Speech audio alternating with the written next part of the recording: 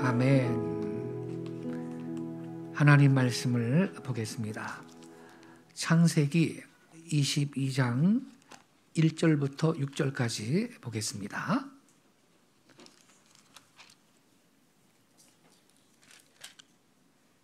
창세기 22장 1절부터 6절까지입니다.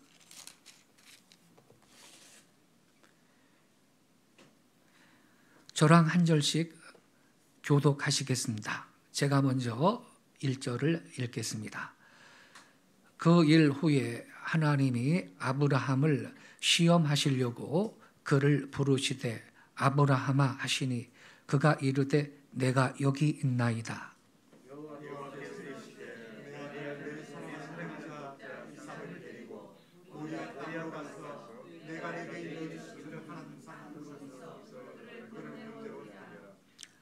아브라함이 아침에 일찍이 일어나 나귀의 안장을 지우고 두 종과 그의 아들 이삭을 데리고 번제에 쓸 나무를 쪼개 가지고 떠나 하나님이 자기에게 일러주신 곳으로 가더니 제3일에 아브라함이 물들어 그곳을 멀리 바라보니라.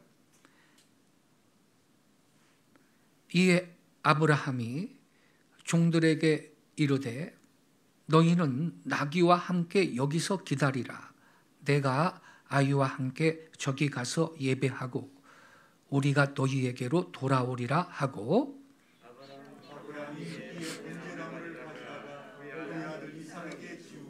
자기는 불과 칼을 손에 들고 두 사람이 동행하더니. 아멘.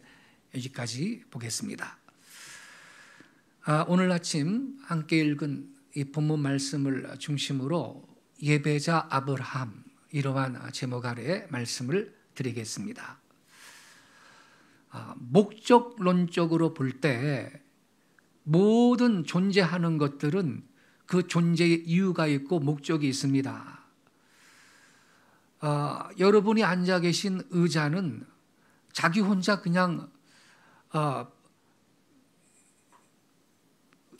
자리를 차지하고 있으려고 존재하는 것이 아니고 사람들이 앉도록 하기 위해서 존재하고 있는 것입니다. 이 마이크도 뭐 장식으로 있는 게 아니고 소리를 전달하기 위해서 있는 것이지 자기 혼자 잠잠히 있으려고 존재하는 게 아닌 겁니다. 이와 같이 우리 사람들도 존재의 이유가 있습니다.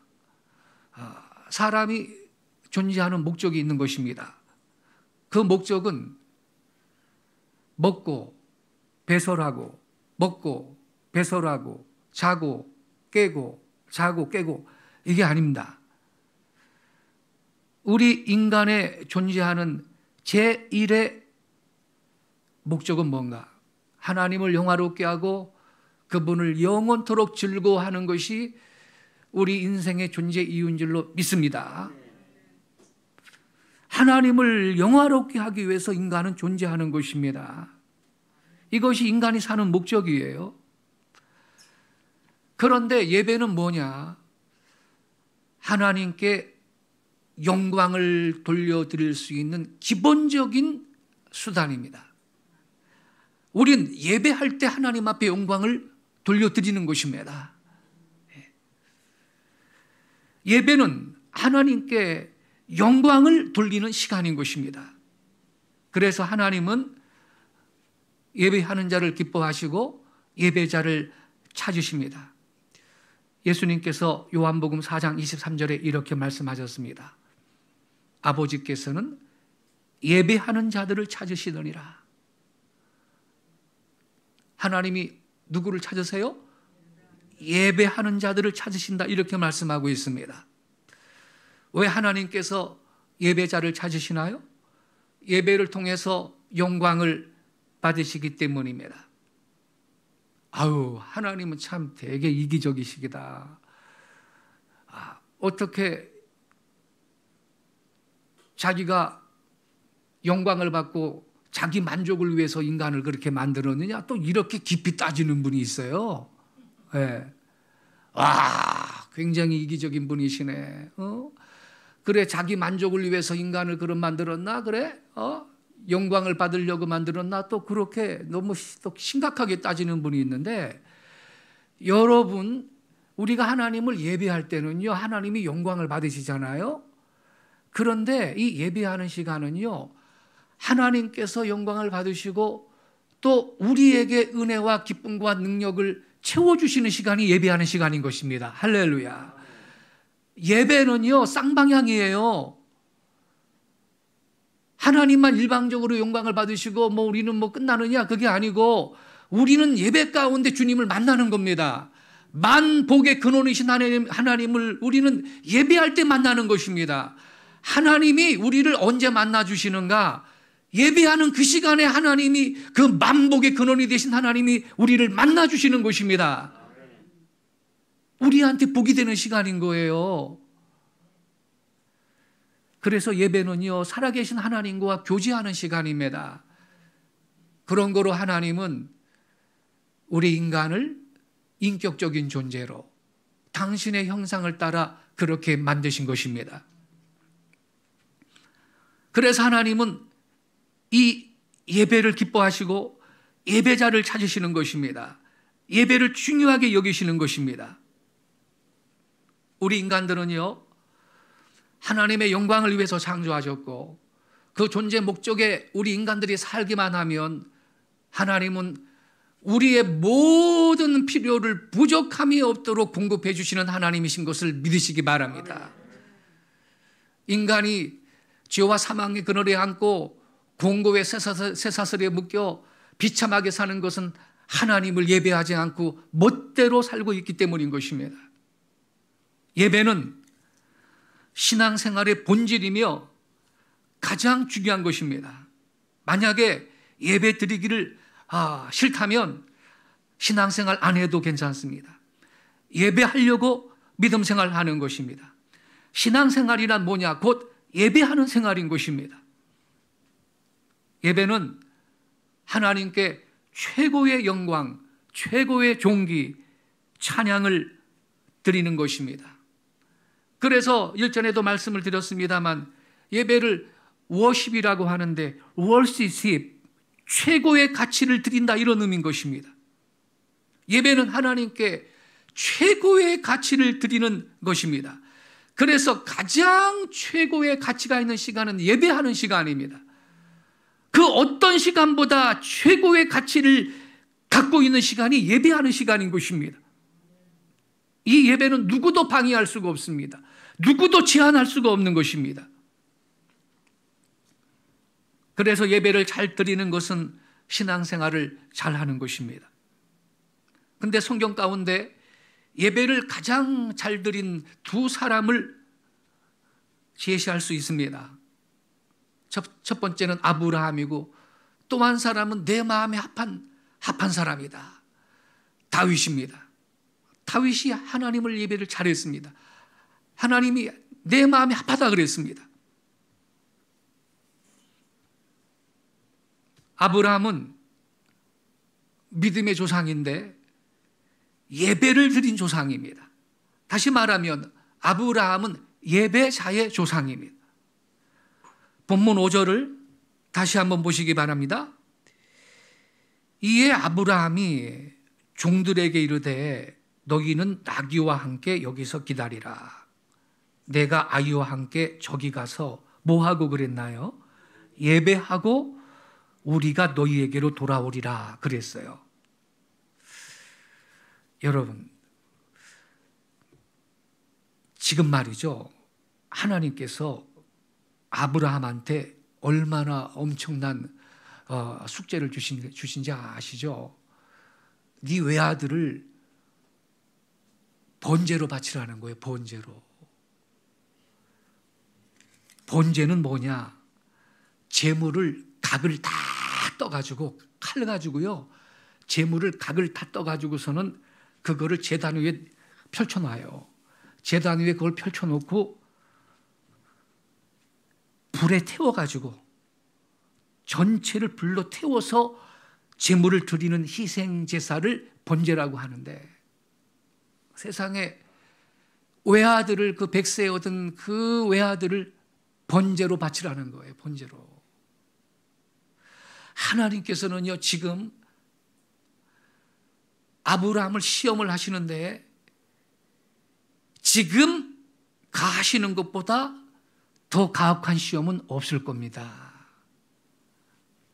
또한 아브라함이 보여주었던 순종보다 더 완전한 것도 없을 것입니다. 자기 외아들 번제로 바치려고 지금 지시하신 그 산으로 가잖아요, 지금.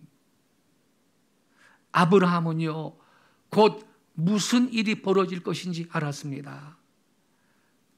그런데도 불구하고 종들한테 이렇게 말했습니다. 본문 5절에 너희는 나귀와 함께 여기서 기다려라. 내가 아이와 함께 저기 가서 예배하고 우리가 너희에게 돌아오리라. 여러분, 이 5절에서 중요한 말, 결코 빼먹어서는 안 될 말이 있습니다. 내가 아이와 함께 저기 가서 예배하고 너희에게로 돌아오리라. 이렇게 말해야 되잖아요. 우리가는 빼야지. 내가 아이와 함께 저기 가서 예배하고 너희에게로 돌아오리라. 이래야지. 우리가는 빼야지요. 왜? 자기 외아들 지금 칼로 각을 다 떠가지고 죽여가지고 각을 다 떠가지고 그걸 제단에 벌려놓고 완전히 태워서 제물로 바치려고 지금 가는데 뭘 우리가 해요, 우리가. 뭘 우리가 돌아와. 자기 혼자 돌아가는 거지요. 안 그래요, 여러분? 근데 아브라함은요, 우리가 돌아오겠대요. 저기 가서 예배한 다음에. 왜 이런 말을 한 거예요? 그냥 뻥친 거예요? 왜 이렇게 말을 하죠? 아브라함은요, 하나님께서 자기한테 하신 약속을 지키시는 하나님, 그 약속을 이루실 것을 굳게 믿고 있었습니다. 무슨 말이냐면 내가 이삭을 제물로 바쳐도 다시 살려낼 거다, 이걸 믿었다니까요. 자, 히브리서 11장 17절에 그게 써 있어요. 히브리서 11장 17절부터 19절을 보겠습니다. 자막 좀 올려주세요. 자, 제가 읽을게요. 아브라함은 시험을 받을 때 믿음으로 이삭을 드렸으니, 믿음으로 드렸어요. 믿음으로 이삭을 드렸으니 그는 약속들을 받은 자로되, 하나님 앞에 아브라함이 약속을 받았잖아요. 내가 너한테 아들을 줄 거야. 그 네 하인이 네 상속자 아니다. 맨 처음에 하나님이 자식 준다 그랬는데 계속 안 주니까 자기 내 하인이 저 상속자가 되겠습니까? 뭐 그렇게 또 하나님 앞에 물어보잖아. 근데 아니다.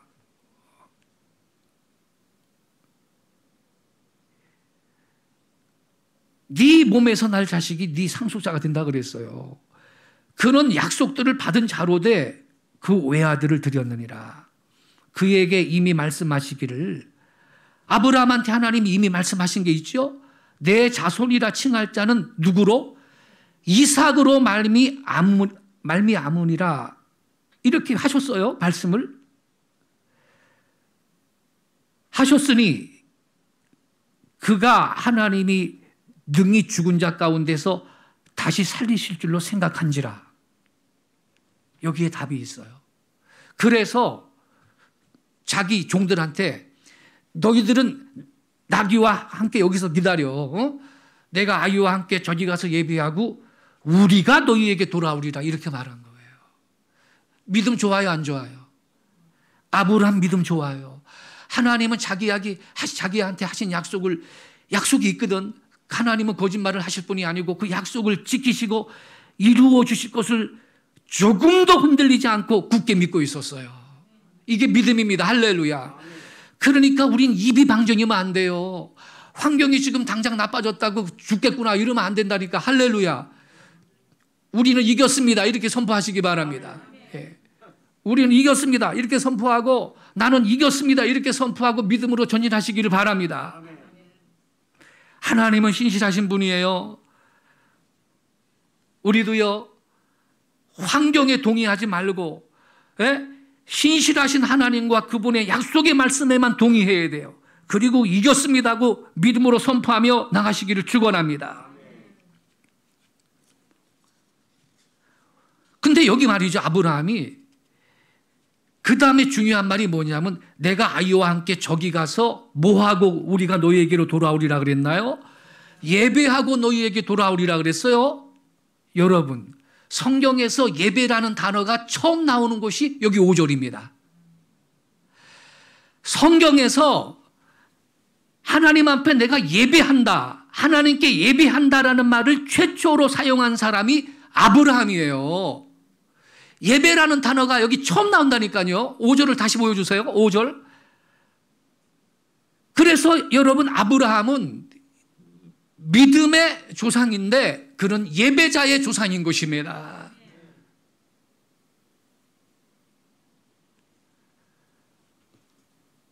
뿐만 아니라 아브라함은요, 최초로 11조를 바친 사람이고 최초로 성찬식에 참여한 사람이에요. 최초로 성만찬을 받은 사람이 아브라함이에요. 그래서 믿음의 조상인데요, 구약성경 창세기 14장에 보면요, 아브라함이 메소포타미아 연합군을 격퇴한 다음에 멜기세덱을 만나서 그 멜기세덱한테 축복을 받는 그러한 그 기록이 있습니다. 창세기 14장 18절 이하의 말씀을 좀 보겠습니다. 자, 저기 나왔죠? 살렘 왕 멜기세덱이 떡과 포도주를 가지고 나왔으니 그는 지극히 높으신 하나님의 제사장이었더라. 그가 아브라함에게 축복하여 이르되 천지의 주제시오 지극히 높으신 하나님이여 아브라함에게 복을 주옵소서. 너희 대적을 내 손에 붙이신 지극히 높으신 하나님을 찬송할지로다 하매 아브라함이 그 얻은 곳에서 10분의 1을 멜기세덱에게 주었더라. 이때 여러분, 메소포타미아 연합군이 4개국이 연합군을 만들어가지고 소돔 땅으로 쳐들어왔어요. 그 소돔 땅에 아브라함의 조카 롯이 살고 있잖아요. 그 망할 동네에 산 게 잘못이죠? 예? 그 죄 많은 도성에 왜 사냐고요? 믿음의 사람이. 예? 그때 포로로 끌려가잖아요. 아브라함의 조카 롯이. 재산도 다 뺏기고 노략질을 당하잖아요. 아브라함이 이 소식을 듣고 자기 사병들을 데리고서는요, 추적을 해가지고서는 전쟁을 해가지고 다시 그 포로들을 끌고 오고 조카 롯도 구출하고 노략질을 하고 또 찾아왔어요. 예, 아브라함이. 그때 살렘 왕 멜기세덱이 떡과 포도주를 갖고 이 아브라함한테 마중 나온 거예요. 18절에 보니까 살렘 왕 멜기세덱이 떡과 포도주를 가지고 나왔다 그랬죠. 근데 이분이 누구냐면 지극히 높으신 하나님의 제사장이에요. 예. 그가 아브라함한테 축복하여 이르되 천지의 주지이시오 지극히 높으신 하나님이여 아브라함에게 복을 주옵소서. 이렇게 축복을 해줬어요. 그리고 너희 대적을 내 손에 붙이신 지극히 높으신 하나님을 찬송할지로다. 이렇게 말씀을 하셨어요. 누구한테 한 말이에요? 아브라함한테 한 말입니다. 너희 대적을 내 손에 붙이신 지극히 높으신 하나님을 찬송하여라 그랬거든요. 그럼 해야 돼, 안 해야 돼요? 찬송을 해야 되겠죠? 찬양은 하나님을 높여드리는 거예요. 아브라함이 어떻게 반응했나요? 아브라함이 그 얻은 곳에서 뭐를 멜기세덱한테 주었어요? 10분의 1을 멜기세덱에게 주었더라. 여러분, 아브라함은 11조를 바침으로 하나님을 찬송한 거예요. 그게.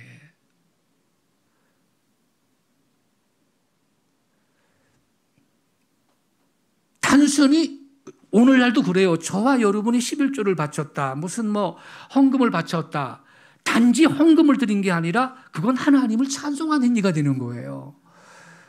나의 그 피땀 흘려서 재물을 얻었어요. 이 험한 세상에서 아침 일찍이 일어나 늦게 누우면서 수고하면서 재물을 얻었어요.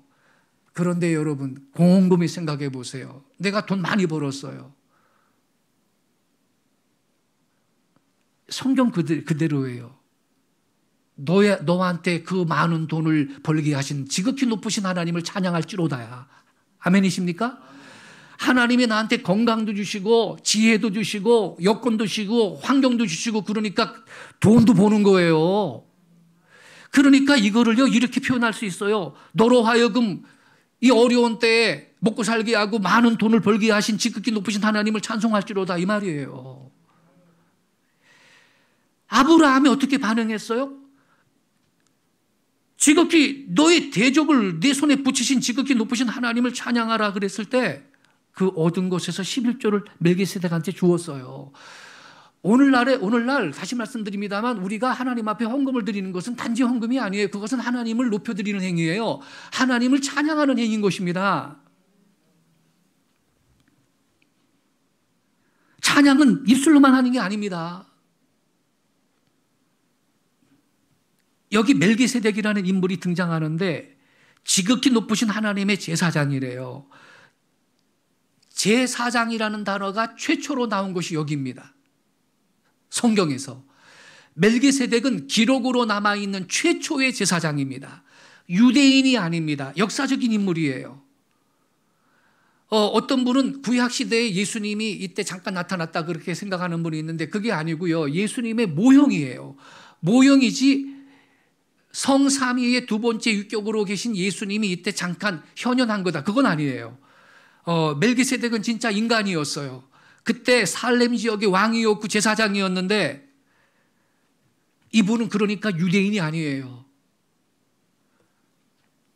그래서 있잖아요. 우리가 깨달아야 돼요. 우리 기독교인들이 어떤 편견을 갖고 있냐면 아득한 옛날 유일신 하나님을 아는 지식을 갖고 있었고 그분을 섬긴 존재들은 아브라함과 그의 직계 자손인 유대인들 뿐이었다.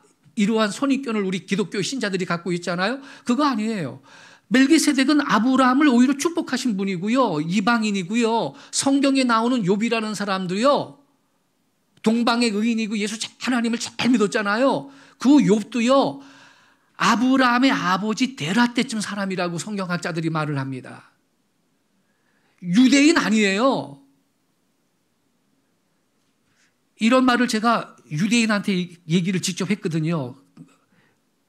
너희 이 유대인들은 그 예수님이 우리의 구세주라는 사실에 자부심을 가져라.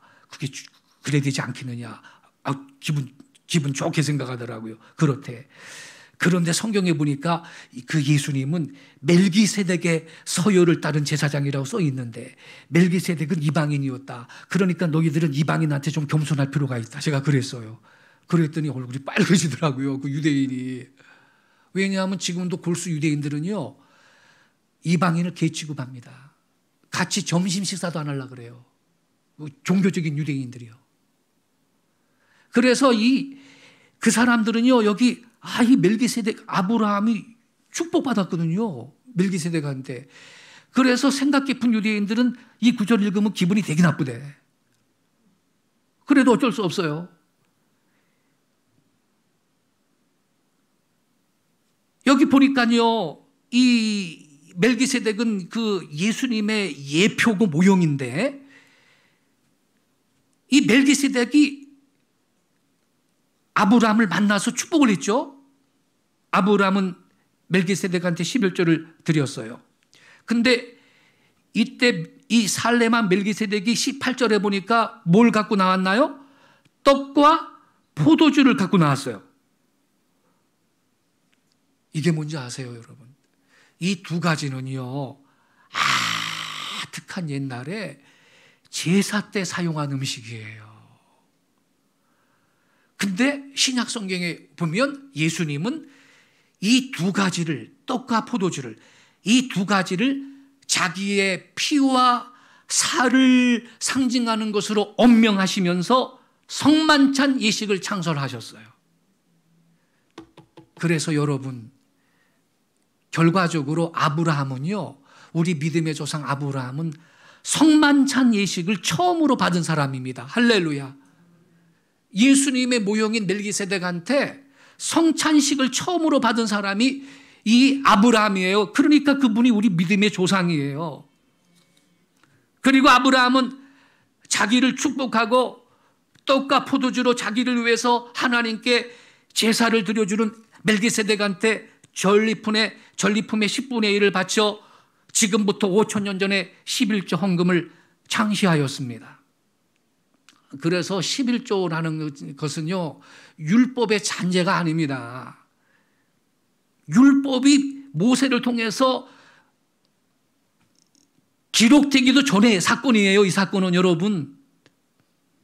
그런 거로 멜기세덱의 원형이신 예수님도 11조 제도는 정의와 국률과 믿음과 함께 성도들이 계속 지켜야 될 의무임을 분명하게 가르쳐 주신 것입니다. 마태복음 23장 23절을 같이 읽겠습니다. 자막 좀 보여주세요. 마태복음 23장 23절 시작. 화 있을진저 외식하는 서기관들과 바리새인들이여, 너희가 박하와 회향과 근체의 11조를 들이되 율법에 더 중한 바 정의와 국률과 믿음을 버렸도다. 그러나 이것도 행하고 저것도 버리지 말아야 할지니라. 예수님은 이것도 행하고 저것도 버리지 말라 그랬어요. 그렇기 때문에 이 11조라는 것은요, 정의와 국률과 믿음과 함께 성도들이 일상적으로 지켜야 될 의무인 것입니다. 언젠가 이 주제를 갖고 공부를 좀 깊이 할 때가 있는데, 어떤 분은요, 이때는 아직 완전히 신약시대가 아니래. 예수님이 아직 십자가에서 달려 돌아가시지 않았잖아요. 예수님이 십자가에 달려 돌아가신 이후가 완전한 신약시대래. 그래서 이 말은 예수님이 완전히 십자가에 돌아가시고 이제 신약시대가 본격적으로 계시된 이후에는 이건 해당이 안 된대. 그러면서 11조를 안 해도 된다고 설교하는 목사가 일부 있는데, 완전히 그건 사탄의 종입니다. 그건 이 말씀을 완전히 곡해를 한 거예요. 이 원어를 가지고 공부를 해야 돼요. 원어를 보면 절대 그렇게 해석할 수가 없어요. 지금 시간이 없어 그거 가지고 말씀을 못 드려요. 그건 사탄의 교리고요. 그건 완전히 마귀의 종입니다. 그런 식으로 성도들을 독초를 먹이는 것은. 그래, 여러분, 그러면요, 한번 따져봅시다. 초대교회가 됐어요, 그럼. 초대교회는 저 대부분 유대인들이에요. 예루살렘 교회 성도가 초대교회 아닙니까? 120문도가 오순절날 성령 받고 탄생했습니다. 대부분 유대인입니다. 초대교회는. 할렐루야, 신약 시대가 본격적으로 계시되었습니다. 그 지긋지긋했던 율법의 잔재인 11조는 오늘부터 끝입니다. 할렐루야, 이랬어요. 사도행전 4장 32절 이하에 보면요, 땅이 있는 사람들이 그거 다 팔아가지고 갖고 왔대. 더 갖고 왔어요. 할렐루야. 그래서 이러한 사고방식, 잘못된 그 사고방식을 갖고 있는 사람들이 있기 때문에 값싼 은혜를 말을 사용하는 것입니다. 값싼 은혜, 싸구려 은혜. 하나님의 은혜를 값싼 은혜로 만드는 거예요. 값싼 은혜. 다 공짜다. 값싼 은혜. 20세기의 위대한 성경학자였던 아더 핑크는 다음과 같이 말했습니다. 멜기세덱한테 11조를 드린 것은 아브라함이 신실한 자의 아버지로서 우리에게 모범을 보여주신 것이다. 따라서 우리는 하나님의 백성으로서 멜기세덱의 원형이신 그분한테 11조를 드려야 한다. 주의 백성이 성실하게 11조 하는 곳에는 어떤 부족함이나 채무에 빠지지 않는다 그랬습니다. 할렐루야. 이 마지막 구절이 중요해요. 성실하게 드릴 걸 드리는 성도들은 어떤 부족함이나 채무에 빠지지 않는다.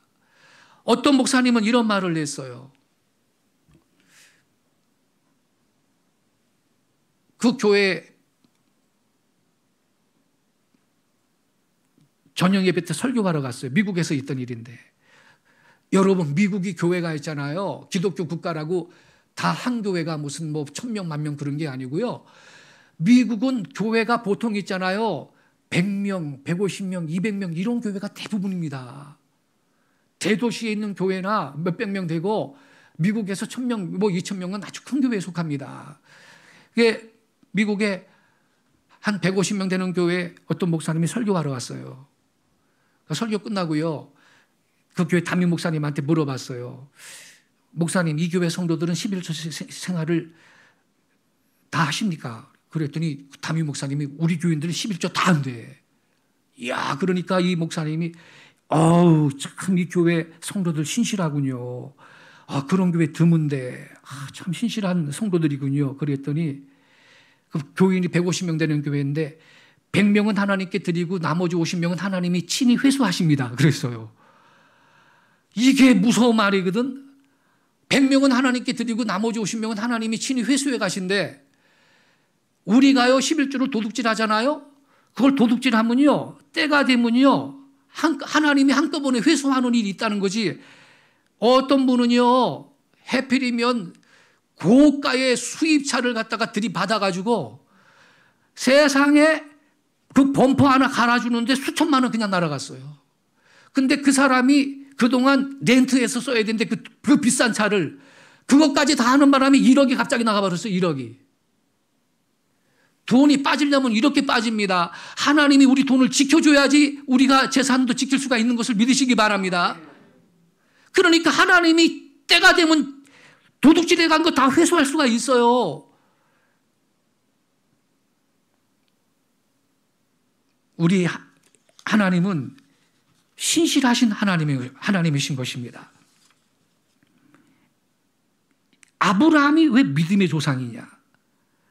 예배도 최초에 하나님께 예배한다는 말을 최초로 사용하신 분, 성만찬을 최초로 받으신 분, 11조를 믿음의 조상으로서 예수님의 모형이신 멜기세덱한테 최초로 드린 분, 그래서 그분이 믿음의 조상인 것입니다.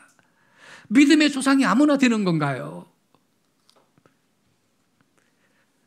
하나님께서 아브라함한테 예배하라는 명령을 이룰 때 순종을 합니다. 내 아들 내 사랑하는 독자 이삭을 데리고 모리아 땅으로 가서 내가 너에게 일러준 한산 거기서 그를 번제로 드려라.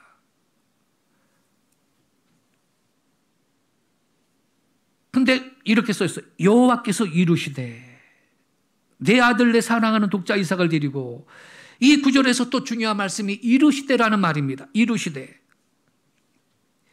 이루시되라는 것은 하나님께서 말씀하셨다라는 말이죠. 여러분, 모든 신앙의 근거, 모든 믿음 생활의 근거와 표준은 하나님 말씀입니다. 하나님 말씀에 근거해야 할 것입니다. 여러분, 우리는 하나님의 말씀을 좇아서 신앙생활을 해야 할 것입니다. 우리가 하나님 앞에 헌금을 한다든지 전도를 하는 것도 전부 말씀에 따라서 해야 할 것입니다. 예배도 하나님의 말씀을 따라서 해야 그게 바른 예배가 될 것입니다. 요한복음 4장 24절에 이렇게 써 있습니다. 하나님은 영이시니 예배하는 자가 영과 진리로 예배할지니라. 영과 진리로 예배하라 그랬는데, 영이라는 것은 성령을 말합니다. 성령으로라는 의미고요. 우리가 하나님 앞에 예배드릴 때는 성령의 인도를 따라 성령의 능력으로 성령님과 함께 예배를 해야 한다는 것입니다. 영과 진리로 예배하라 그랬는데, 진리가 뭐냐면 하나님 말씀이 진리입니다. 이 성경 말씀이 진리인데, 여러분, 예배할 때는 진리로 예배하라, 진리 안에서 예배하라 이건데, 이게 구체적으로 어떤 의미를 갖냐면, 우리가 하나님 앞에 예배할 때는 하나님께서 그분의 말씀인 성경에 가르쳐 주신 그 기준대로, 하나님이 성경을 통해서 우리에게 요구하신 방법대로 그렇게 우리가 예배를 해야 한다 이것입니다. 예배의 형식과 방법, 그것은 하나님이 정하시는 것입니다. 그게 바로 진리로 드리는 예배인데, 그래서 가인이 실패를 한 것입니다. 가인이 농사꾼이니까 땅의 소산을 갖고 제물로 삼아서 제단 위에 다 올려놨어요.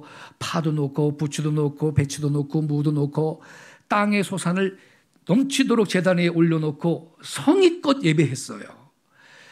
동생 아벨은 양 치는 자예요.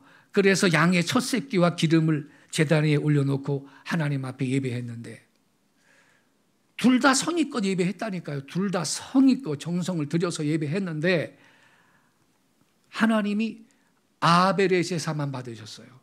그걸 어떻게 하느냐. 성경학자들은 하늘에서 불이 내려와서 제물을 태웠을 거라고 생각을 해요. 그러니까 가인이 하나님이 내 예배만 안 받았네. 기분 나쁘거든. 그래서 동생 가인을 아벨을 쳐 죽여버렸어요.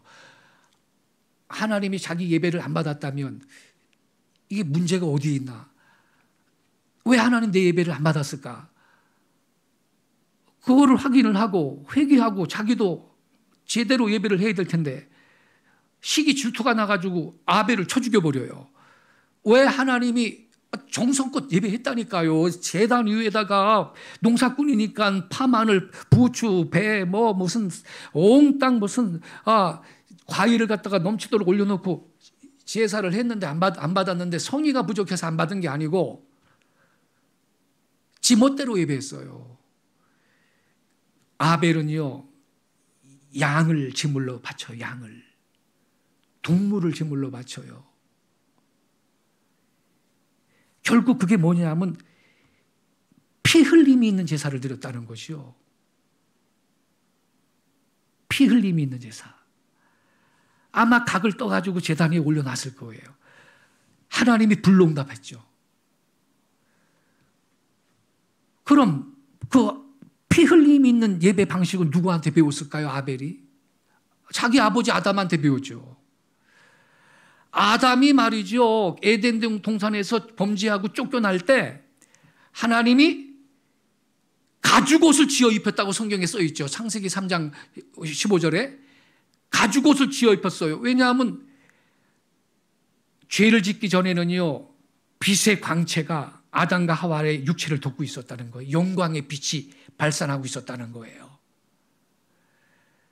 죄를 지니까 그 광채 옷이 벗겨지고 수치가 드러나니까 재빨리 무화과 나무 잎을 따가지고 하체를 가렸어요. 그리고 숨었지요.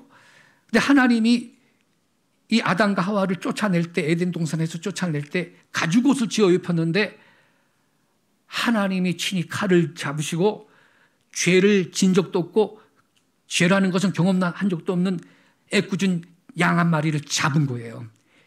피를 뚝뚝 흘리면서 양이 죽지요. 아담이 그걸 보지요. 죽을 놈은 난데 왜 하나님이 죄 없는 양 한 마리를 죽이나. 아이고 죽일 놈은 난데 왜 하나님이 저 양 한 마리를 죽일까. 알고 보니까 자기 가죽옷을 지어 입혀준 거예요. 그거 입혀가지고 내쫓아요. 그 가죽옷이 예수의 그림자지요. 우리의 영원한 의의 옷이 되는 예수의 그림자였어요. 예. 그런데 그러니까 벌써 창세기에 예수가 등장하는 거예요, 여러분. 모형이지만 그래서 복음은 마태복음부터가 복음이 아니고 엄밀히 말하자면 창세기부터가 복음이에요. 할렐루야.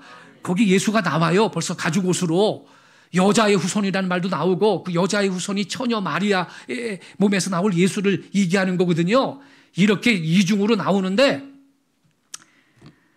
아담이 가죽옷을 애지중지 아끼죠.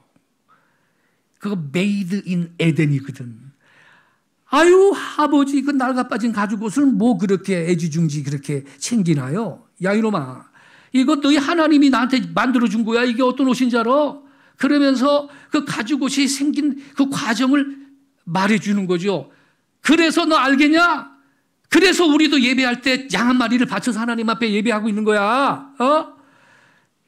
우리가 양을 한 마리 잡아서 바칠 때는 내가 죽을 놈인데 이 양이 내 죄 대신 나 대신 죄 때문에 죽는 겁니다라고 고백하는 거야. 그래서 우리는 하나님 앞에 제사할 때 반드시 동물 하나를 제물로 바쳐서 예배하는 거야. 알았지? 알겠습니다. 아벨하고 가인이 지 아버지한테 그거 다 배웠다니까 여러분. 그런데 가인은요.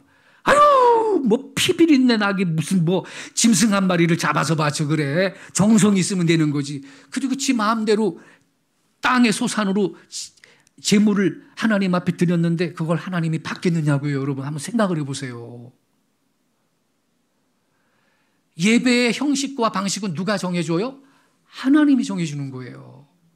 그래서 하나님은 우리가 오늘날도 영과 진리로 예배하라. 그 진리라는 것은 진리 안에서 예배하라는 이 뜻인 걸 깨닫기 바랍니다. 기록된 하나님의 말씀 따라서 하나님의 말씀이 가르쳐 주신 방식을 따라서 그렇게 예배해라 이 뜻인 것입니다. 그래서 이르시되 이 말이 중요해요. 예배할 때는 하나님의 말씀을 쫓아서 예배를 하라. 신앙생활은 하나님의 말씀을 쫓아서 신앙생활을 해야 하는 것입니다. 하나님의 말씀은 우리의 신앙과 행위의 유일무이한 법칙이고 표준이며 기준인 것을 믿으시기 바랍니다. 말씀을 알아야 됩니다.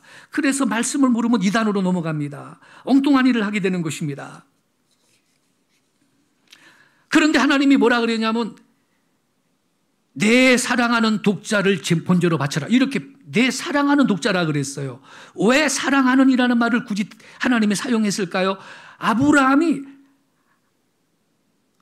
하나님 사랑하는 사람이죠. 그런데 자식을 너무 사랑하는데 하나님과 동급 수준으로 사랑하는 것 같아. 어떤 땐 자식을 더 사랑하는 것 같아. 그래서 내 사랑하는 독자 이삭을 번제로 드려라. 시험을 한번 해보십니다. 근데 아브라함이요 순종합니다. 3절에 보니까 다음날 아침에 일찍이 일어나가지고 나귀의 안장을 지우고 두 사람과 그 아들 이삭을 데리고 번제에 쓸 나무를 쪼개갖고 떠나 하나님이 자기에게 지시하시는 곳으로 갔다 이렇게 써 있는데 여기에서 중요한 말씀이 아침에 일찍입니다. 여러분 순종은요 즉각해야 하는 것입니다. 한 달, 두 달, 석 달, 6개월 지나고 1년 지나고 3년 지나고 순종은 그렇게 하는 것이 아닙니다.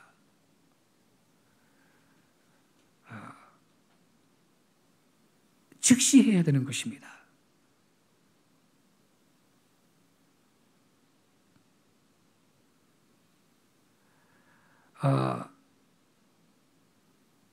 순종의 3대 원칙이 있습니다. 즉시하라. 두 번째, 호홀리, 온전하게 하라. 세 번째, 기쁘게 하라. 온갖 짜증을 다 내면서 하는 순종은 온전한 순종이 아닙니다. 즉시, 기쁘게, 온전히 이렇게 해야 하는 것입니다. 아브라함이 아침 일찍 서둘러 제사할 장소로 출발했습니다. 머뭇거리면서 갈까 말까 고민하지 않고 출발을 했던 것입니다. 예배 드리기 위해서 사흘길을 또 갔습니다. 훌륭하지 않습니까, 여러분? 사흘길을 갑니다. 그런데 여기 보면요, 아브라함이 또 중요한 말을 하고 있습니다. 5절을 보시기 바랍니다. 다시 5절. 이에 아브라함이 사환에게 이르되 너희는 나귀와 함께 여기서 기다려라. 내가 아이와 함께 저기 가서 경배하고 너희에게 돌아오리라 하고. 자, 아브라함이 종들한테 너희는 나귀와 함께 여기서 기다려라 그랬어요. 그리고 아브라함은 이삭만 데리고 가고 나귀 하인은 산 아래 있게 해요. 왜 그랬을까요? 지금 이삭을 데리고 가가지고요 죽여야 되는데 번제로 바치려면 죽여야 되잖아요. 그러면 종들 두 사람 데리고 가면 어떤 사건이 생기겠어요? 아, 주인님 미쳤어요? 아유, 왜 그러세요? 하나님을 열심히 믿더니 아주 광적이 돼버리셨네 이분이. 그리고 뜯어 말릴 거 아니냐고요. 그러면 하나님을 예배하는데 방해가 되잖아요. 그래서 너희들은 이 밑에 있어라 그랬어요. 그러니까 이 말씀은 무슨 의미냐? 아브라함이 예배하는데 장애가 되는 요소를 두고 갔다 이 말이에요. 여러분, 영으로 드리는 예배, 영과 진리로 예배하라 그랬죠. 이 영적인 예배, 신령한 예배를 위해 우리가 지성소로 들어가는 일을 할 때 방해되는 요소가 있다면 그거 내려놔야 되는 것입니다. 요즘에는 뭐가 제일 큰 방해가 되는지 아세요? 핸드폰입니다. 예배 드리고 있는데 딩동댕동 그런 소리가 들리면 이게 얼마나 예배가 방해가 됩니까? 그러니까 휴대폰을 꺼놓든지 진동으로 해놓든지, 웬만하면 진동보다도 꺼놓는 게 더 좋지. 왜냐하면요, 뭐가 또 자꾸 또 디디디디디디 그러면 그것도 신경 쓰이잖아요. 방해가 되잖아요. 그러니까 아예 꺼놓는 게 좋지. 우리가 영적으로 깊은 예배를 드리려면, 주님께 집중하는 예배, 주님이 연락하시는 예배를 드리려면 예배하는데 방해가 되는 요소를 그걸 다 제거해야 된다, 이 뜻인 걸 깨닫기 바랍니다.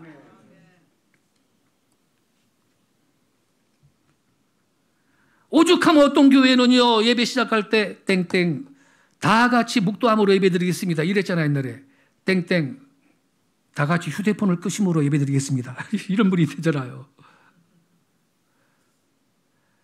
여러분, 하나님 앞에 예배하는데 장애가 되는 요소가 뭐가 있으신가요? 사업입니까? 가정입니까? 아니면 하나님 앞에 경배 드리는데 그 방해가 되는 여러 가지 세상 생각입니까?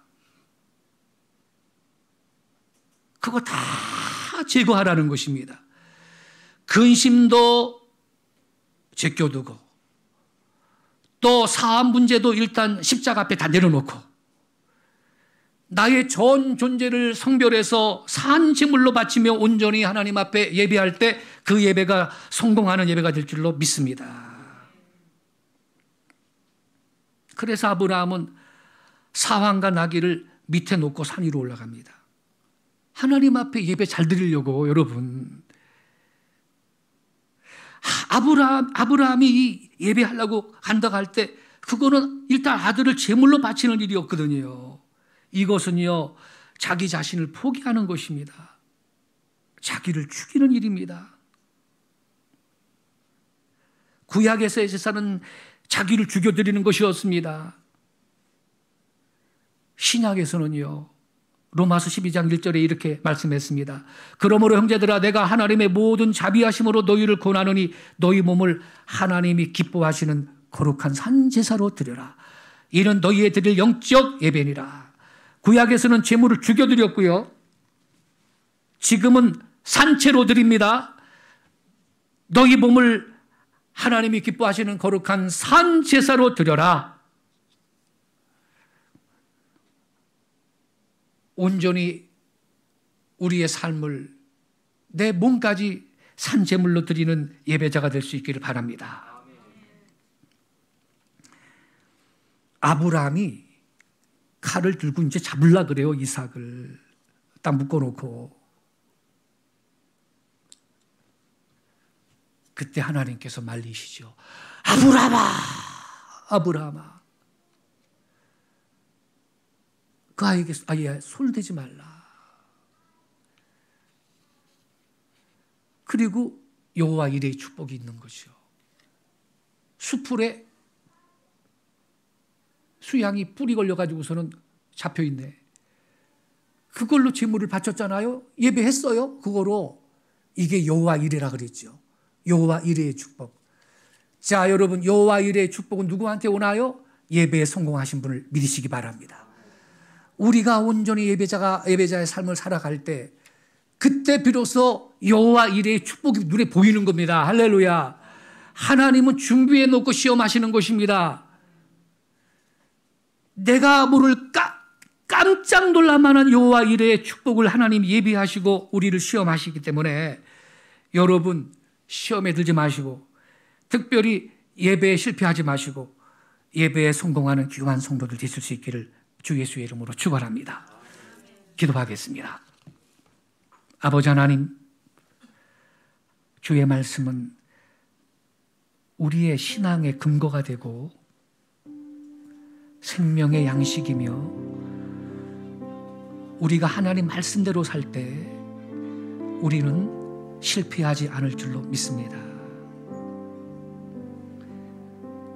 하나님의 말씀을 순종하는 성도들은 이 말씀의 능력을 경험하게 될 것입니다. 순종해 봐야 됩니다.